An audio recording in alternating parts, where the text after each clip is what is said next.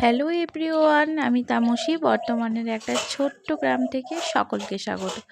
সকালটা আজকে এইভাবেই শুরু করলাম। ভাবলাম যে একটু বাইরে থেকেই শুরু করি। সকালে যেটা খাই সেটা নিয়ে বাইরে চলে এসেছি। আর আজকের ওয়েদারটা সকাল থেকে অনেকটা সুন্দর ছিল। সকালের দিকে তো তেমন একটা রোদ্দুর ওঠে না, ঠান্ডা আবহাওয়া থাকে আর তার সাথে থাকে পাখির শব্দ। যাই হোক, বাইরের কাজকর্ম এখনো শুরু হয়নি, তো ঘরের কাজকর্মও শুরু হয়নি, তো বিছানাটা এলোমেলোভাবেই পড়ে আছে। তো চলো বিছানাটা একটু গুছিয়ে নেওয়া যাক। এটা হচ্ছে বড় কাজ। সকালবেলা উঠে যদি বিছানা না গোছানো হয়, মনে হয় যে সারাদিনের সব কাজই যেন এখনো পড়ে আছে। তো সেই উম, কাজ মতো আর কি আমি বিছানা গোছাতে শুরু করে দিলাম। একটা কথা খুব মনে পড়ছে, জানো তো, মানে মনে হয় যে তুমি যতদিন যে কাজটা করছো সেই কাজটা তুমি যতদিন না সফল হবে, তুমি যতদিন সেখান থেকে আর্নিং না করতে পারবে, তুমি একটা ভালো পজিশানে যতদিন না পৌঁছাতে পারবে, ততদিন ততদিন মানে তোমার তোমার কোনো ভ্যালু নেই বা তোমার জিনিসের কোনো ভ্যালু থাকবে না। এটা শুধু আমার বলে না, যারা যারা এখনও সাকসেস হতে পারোনি সবারকার কিন্তু একই অবস্থা। এটা কিন্তু জানি, তুমি যখন স্ট্যান্ড দিয়ে ভিডিও করবে বা মোবাইল দিয়ে একটা ৫টা মানুষের সামনে গিয়ে ভিডিও করবে, তখন কিন্তু সকলে তোমার দিকে তাকিয়ে থাকবে, একটা হাস্য বিদ্রূপ মতো তোমার ওপরে করবে। দেখো, গল্প করতে করতে কাজকর্ম হয়ে গেছে, এখানে মেয়েকে পড়াতে বসে গেছি। রি লি এ ওই ও ও সকালে আমি এটাই করি। মেয়েকে একধারে পড়াতে বসাই আর আমি সংসারের টুকটাক কাজগুলো করতে থাকি। একটু সময় ওর পাশে এসে বসি, আবার একটু সময়ে কাজগুলো করতে থাকি। সকালবেলাটা যদি ওকে একটু ফাঁকা দিই, ও কিন্তু আর পরের দিন পড়তে বসতে চায় না। এটাই হয়তো বাচ্চাদের অভ্যাস হয়ে যায়। দেখো, আমার পড়ানো হয়ে গেছে আর এখন নিয়ে এসেছিলো বাপি কাতলা মাছ, আর এই মাছগুলো কাটাই ছিল। আর এগুলোকে আমি একটু ধুয়ে নেব। এই মাছটা এনেছে ব্যাগের ভিতরেই ভরা ছিল, আমি তো ভুলে গেছি মাছ এনেছে। অনেকটা সকালবেলা এনেছে আর অনেকটা এখন বেলাও হয়ে গেছে। ভাবলাম হয়তো মাছগুলো নষ্ট হয়ে গেছে, তারপরে দেখলাম না না, মাছগুলো ঠিকই আছে, নষ্ট হয়নি। হয়তো পুকুরের মাছ ছিল তার জন্য হয়তো এরকম, কারণ চালানি মাছগুলো অনেকটা সময় থাকলে সেগুলো নষ্ট হয়ে যায়।